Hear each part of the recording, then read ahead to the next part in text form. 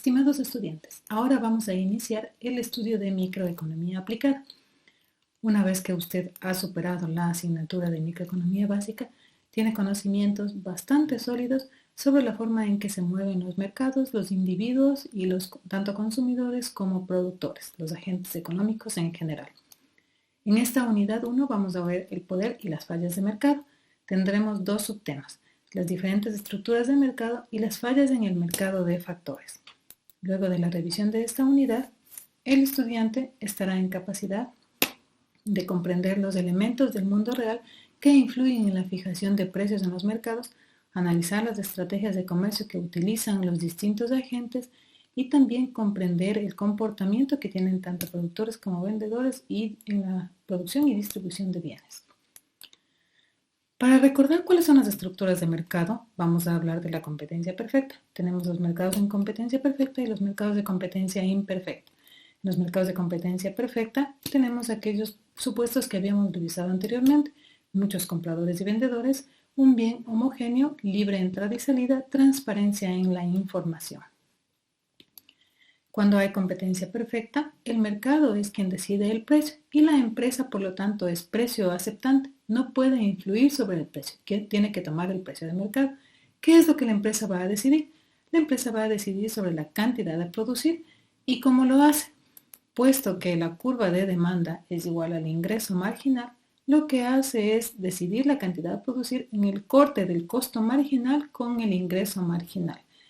Y una vez que ha decidido la cantidad, sabe el precio que va a vender porque es el precio definido en el mercado por la oferta y la demanda.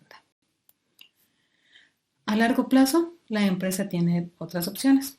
Habíamos visto que a largo plazo todos los factores pueden variar, por lo tanto la empresa también puede modificar su estructura y puede tomar el valor de mercado que tenemos en la oferta 1, pero en el equilibrio 1, que es el más alto, o puede decidir sobre un equilibrio nuevo una vez que ha modificado sus costos. ¿Qué hace en este caso? Igual a la curva de ingreso marginal, que habíamos dicho que es la curva de demanda porque es precio aceptante, a la curva de costos medios a largo plazo, que era la curva de costos envolventes en la producción.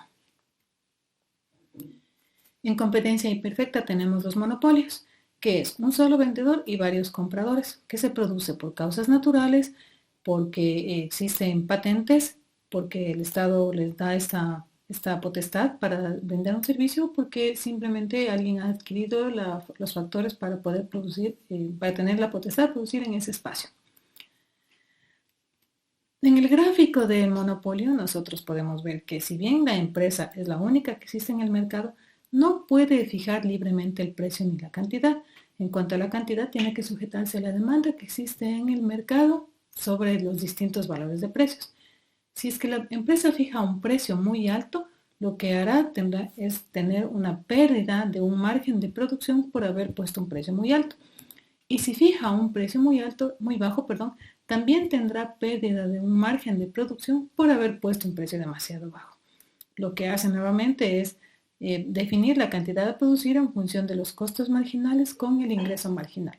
Esto le da una proyección hacia la curva de demanda y en función de eso decide el precio con el que puede trabajar en el mercado. Esto significa que no lo define arbitrariamente en el mercado. Tiene que hacer un análisis de costos.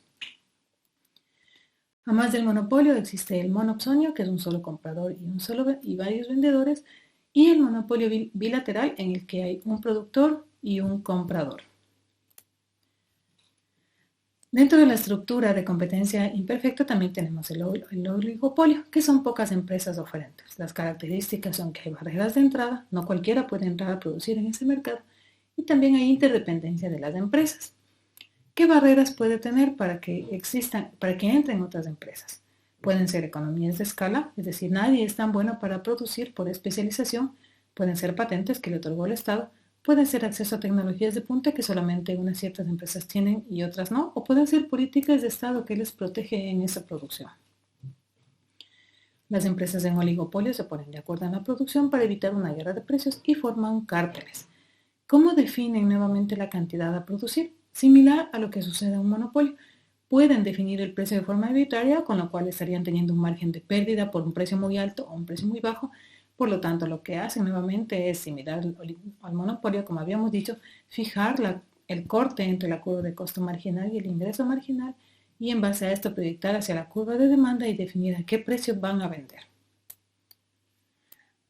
Cuando existen las estructuras de mercado, también en una competencia perfecta, se podría pensar que no existen fallos, pero en realidad, en la realidad, esto casi no sucede. Casi todas las estructuras de mercado de todos los países tienen fallos en el mercado. Las fallas pueden presentarse, por ejemplo, porque hay presión sobre el precio, porque no hay demanda para todos los bienes, porque hay empresas que se asocian y definen un precio sobre el precio real de mercado. Entonces se estudian las fallas del mercado en empresas con factores perfectamente competitivos, mercados perfectamente competitivos, empresas con elección de factores con mercados con poder de monopolio y elección de factores con poder de monopsonio. La elección de factores en mercados de competencia perfecta, la oferta y la demanda están en un mercado competitivo, se decide el número de trabajadores por el ingreso de la empresa cuando el salario marginal es igual al ingreso marginal, es decir, la empresa va a definir cuántos trabajadores va a contratar cuando la ganancia que tenga sea igual a lo que le está pagando al trabajador extra que ha contratado. La empresa es precio aceptante, recordemos, y en este caso la definición va a ser cuando la curva de demanda sea igual al ingreso marginal y esta corte a la curva de oferta. Esto definirá el número de trabajadores y por lo tanto el salario que puede pagar. La elección de factores en mercados con poder de monopolio, en este caso como hay un solo vendedor, influye sobre el precio. Muchas veces el poder de monopolio se manifiesta en el mercado de trabajo o en los sindicatos. Los sindicatos van a presionar para que haya una mayor un mayor salario, y para eso posiblemente tienen que renunciar a una parte de los trabajadores.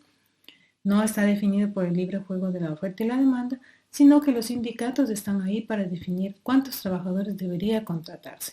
A más trabajadores, menor sueldo, y a menos trabajadores, mayor sueldo, que es posiblemente lo que les interesa a los sindicatos. En el siguiente gráfico nosotros podemos ver la oferta 1, la oferta inicial, en el punto A, que sería lo ideal en un mercado de competencia perfecta. La empresa decide o la empresa ofrece los puestos de trabajo y decide en función del salario que va a pagar cuántos trabajadores va a tener. ¿Y por qué lo hace en función del salario? Porque sus ingresos deben ser al menos iguales o superiores a lo que está pagando por el trabajador adicional. Sin embargo, lo que haría un sindicato es presionar porque exista un salario más alto, pero la empresa no puede pagar sin renunciar a trabajadores. Por lo tanto, la curva de oferta se traslada hacia O2. En este caso, disminuye la oferta, aumenta el número de trabajadores disminuye el número de trabajadores y aumenta el sueldo que se va a pagar. Si el sindicato fuera muy cerrado y hay mucha presión por unos sueldos muy altos, pues se trasladaría nuevamente la oferta hacia la izquierda, disminuye otra vez, aumenta mucho más el sueldo y disminuye también el número de trabajadores. El área sombreada representa lo que perdería la sociedad por número de contratación de trabajadores, puesto que está pagando salarios más altos. ¿Quiénes se beneficiarían cuando existe un sindicato? Pues los trabajadores que están afiliados a este sindicato, y aquellos que están fuera de esta afiliación o no pertenecen a ningún sindicato, pues están muchas veces en manos de las decisiones del empleador en cuanto al pago de salarios.